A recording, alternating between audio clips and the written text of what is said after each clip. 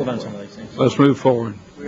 Is there an additional motion? Mr. Chairman. Mr. Campbell is recognized for a motion. Mr. Campbell, you. Thank you, Mr. Chairman. This motion would simply delay the implementation of the health care legislation until Congress has enacted legislation to put the country on a sustainable fiscal path according to CBO estimates. Now, Mr. Chairman and Ranking Member, I happen to believe personally that this health care bill is reprehensible on many, many levels. But I understand that the majority of my colleagues on the other side disagree with that point of view. So let's take your position for a moment. Let's say you like this bill. Let's say you think this health care bill is a good thing.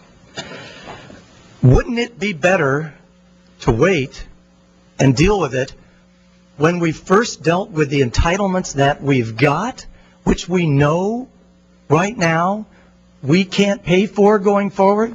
Can I have chart 5 up on the screen, please? Now, what I'm about to talk about is no surprise and no news to anybody in the room. You see the chart here from CBO and OMB that shows what is going to happen to the debt and the deficits, obviously, that add to this. What's going to happen to the debt and the deficit under our current path? And a lot of this is being driven by the entitlement programs of Social Security, Medicaid, and Medicare. We all know that this debt is unsustainable. The President's Director of Office and Management and Budget has said so. The CBO Director has said so.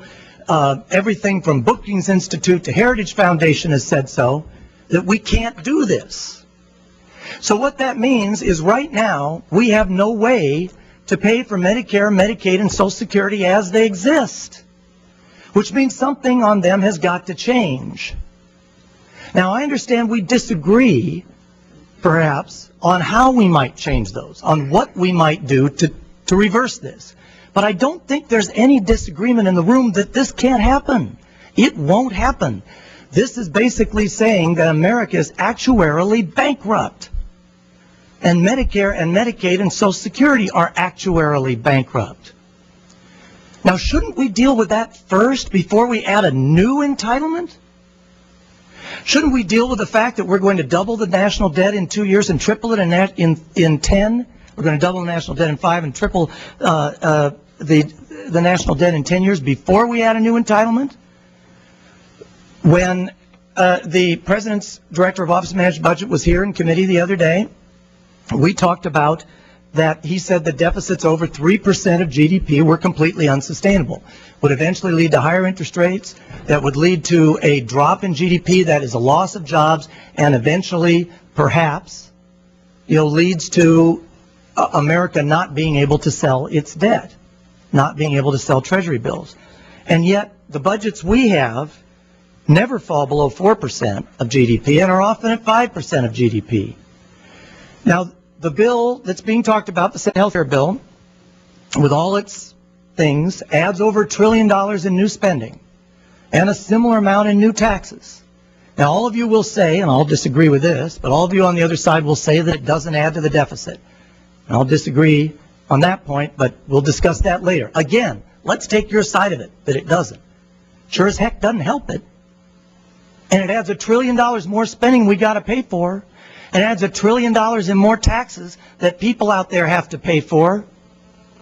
Shouldn't we fix this first? Shouldn't we figure out a way that we can have a Medicare system, have a Social Security system, have Medicaid going forward before we add some new entitlement when we can't pay for that? It's similar to a family that can't make their house payments buying 5 new cars and a second home. You can't do that. It's crazy. But yet that appears what we're doing today. So this motion is very simple. It just says, please, pay for what we've got. Figure out a way to save what we've got. Figure out a way to make America fiscally responsible going forward before we add a whole bunch of new spending and new taxes and new entitlements on top of what we have. And Mr. Chairman, at this time I'd like to yield to the lady from Wyoming, Ms. Lummis.